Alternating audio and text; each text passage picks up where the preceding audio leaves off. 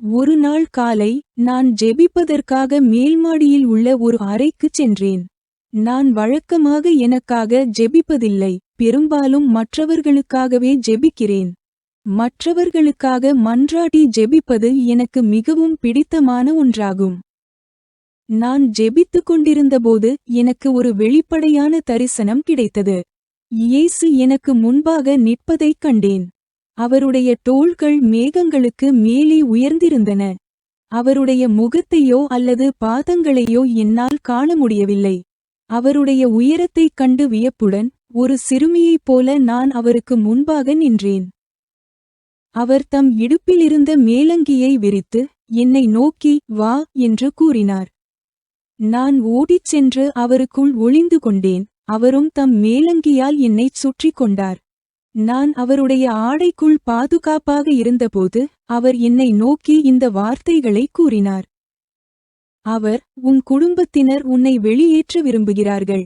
அவர்கள் உன்னை இந்தச் சொத்திலிருந்து வெளியேற்ற வேண்டுமானால் முதலில் என்னை வெளியேற்ற வேண்டும். அது சாத்தியமா என்றார். நான், முடியாது ஆண்டவரே என்றேன்.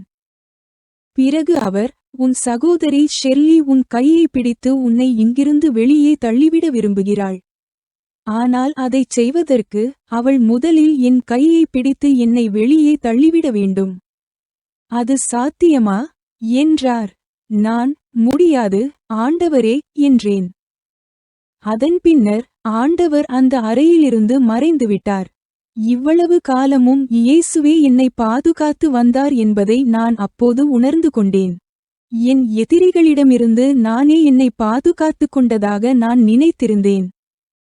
ஏனென்றால் அவர்கள் என்னை எப்போதெல்லாம் காவல் நிலையத்திற்கு கொண்டு சென்றார்களோ அப்போதெல்லாம் காவலர்கள் என் மீது எந்த நடவடிக்கையும் எடுக்கவில்லை.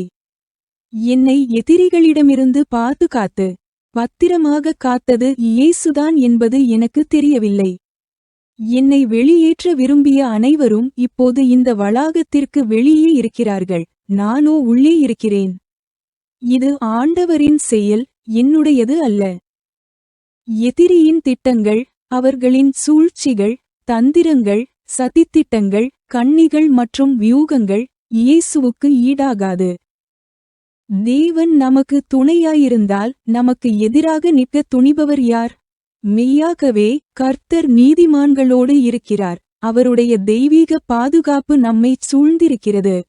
அவர் நமக்கு முன்பாகச் செல்கிறார், நம் அருகில் நிற்கிறார், மேலும் எல்லா பக்கங்களிலிருந்தும் நம்மைச் சூழ்ந்து கொள்கிறார். நமக்கு விரோதமாக உருவாக்கப்படும் எந்த ஆயுதமும் வாய்க்காது, ஏனெனில் அவரே நமது கேடயமும் பாதுகாவலருமாயிருக்கிறார். தேவனுடைய வல்லமைக்கு எதிராக சத்துருவின் எந்த திட்டமும் நிலைநிற்க முடியாது.